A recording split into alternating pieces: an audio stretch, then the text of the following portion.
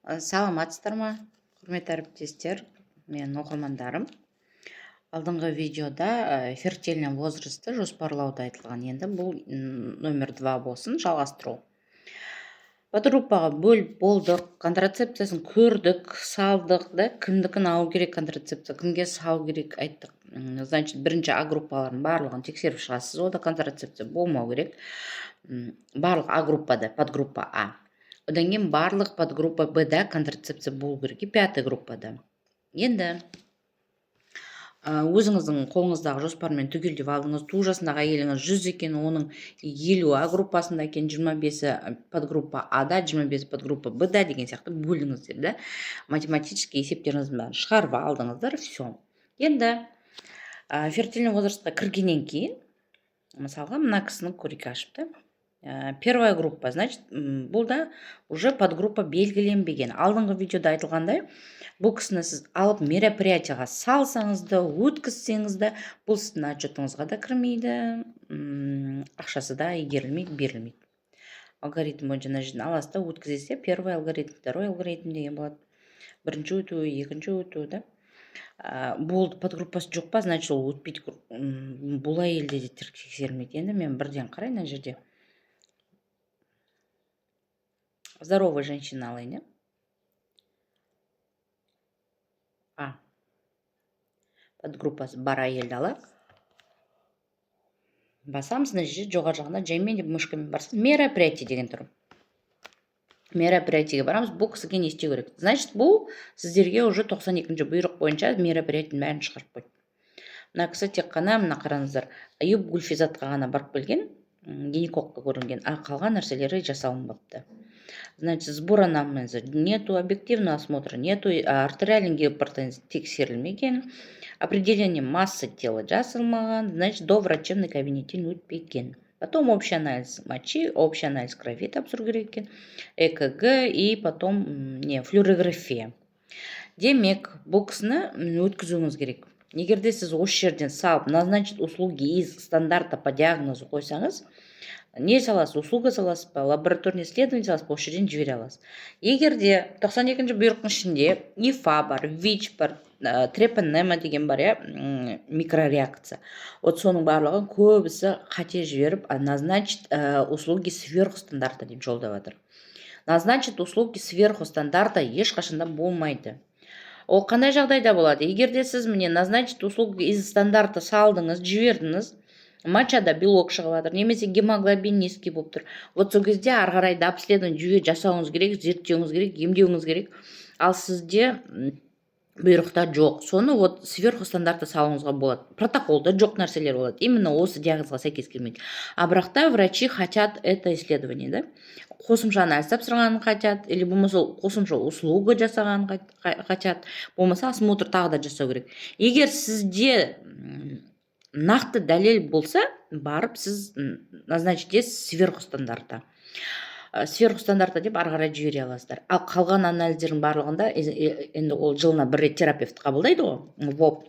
Сол қабылдаудан сала аласыздар. Подгруппасы толық жақсы бөлінген, нормальный әйел болып жатса, подгруппаларға бөлінген деген сөзім ғой, нормальный жоспар жасалған.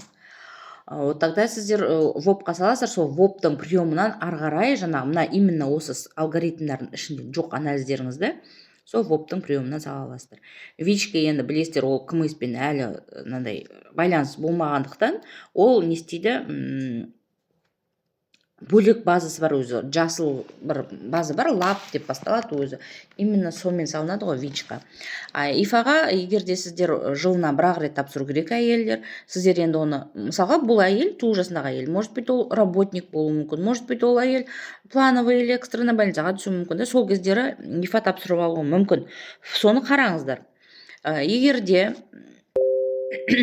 ол әйелдеріңіз ИФА тапсырған болса, ол жарайды, бір жылда бір рет тапсырады. По показаниям тек қана 2 рет, 6 айда бір рет алуға болады деген.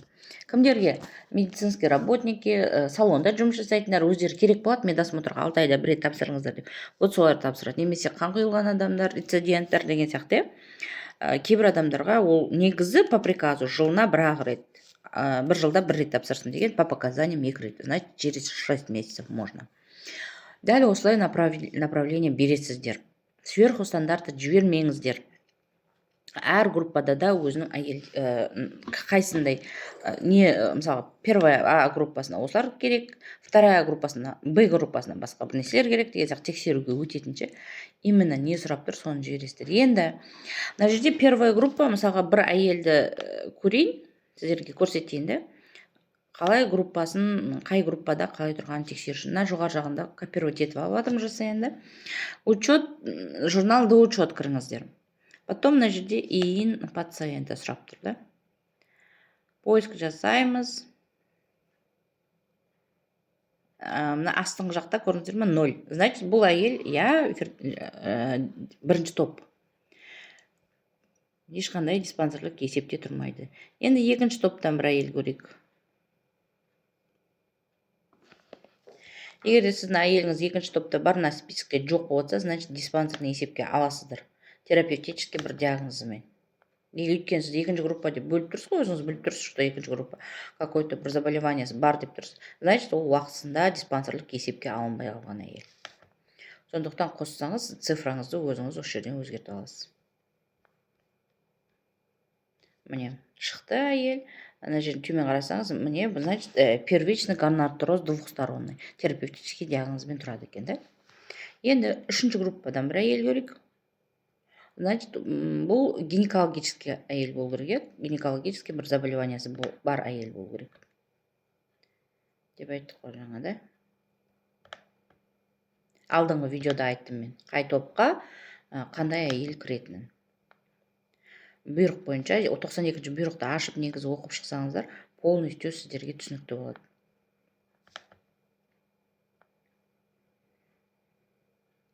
Біз көп аса бұйрықты оқымаймыз, сосын жүгіртіп оқимыз да бұйрықтың ішінен.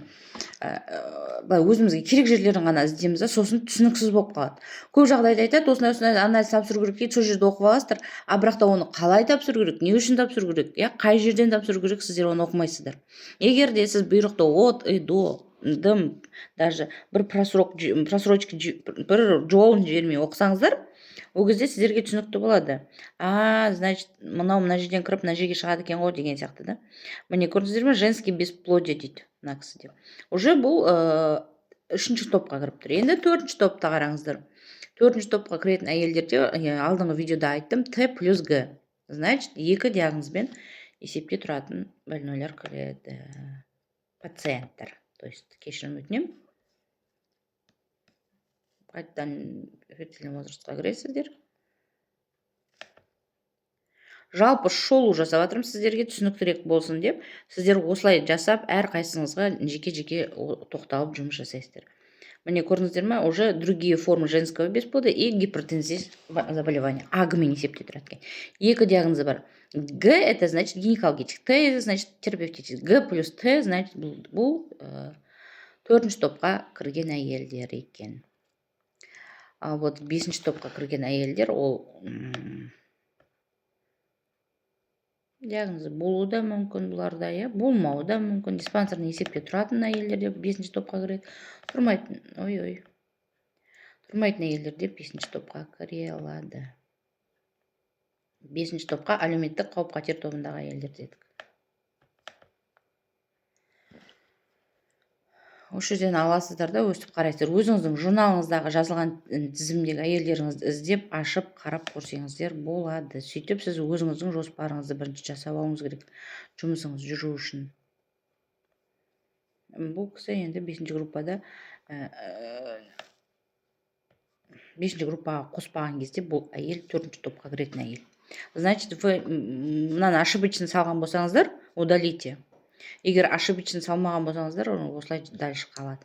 Просто, знаете, фертильный возрастың әйелдеріңіздің нелерін, схандарын келтіре алмады ғой. Ең баста первая группа здоровая женщина, вторая группа конкретно, екінші группаға әйелдер жетпейді, үшінші группаға әйелдер жетпейді. Көбісі алтыдан мына жерге поставить на учет деп, плюс деп қосып жіберді. Көрдіңіз бе, бұл жерде подгруппа өзгермейді. Өзгермесе де группаны өстіп олар сохранить етіп алып та ойлады, аняққа кіріп біз не істейміз деп. Не таты түзету енгіземіз, редактировать етіп. Жоқ, ол түзетілмейді. Бесінші группаға ғана только қолмен қосасыздар, қалған группаның бәрін өзі автоматически есептеп алады. Алдындағы видеоларда да айтып жатырмын да. Енді бұл кісілер доврачебный кабинеттен өткізесіздер, от үйді тексересіздер. Сол кезде бұлардың мероприятиясында сіздерге уже жазылады бәрі.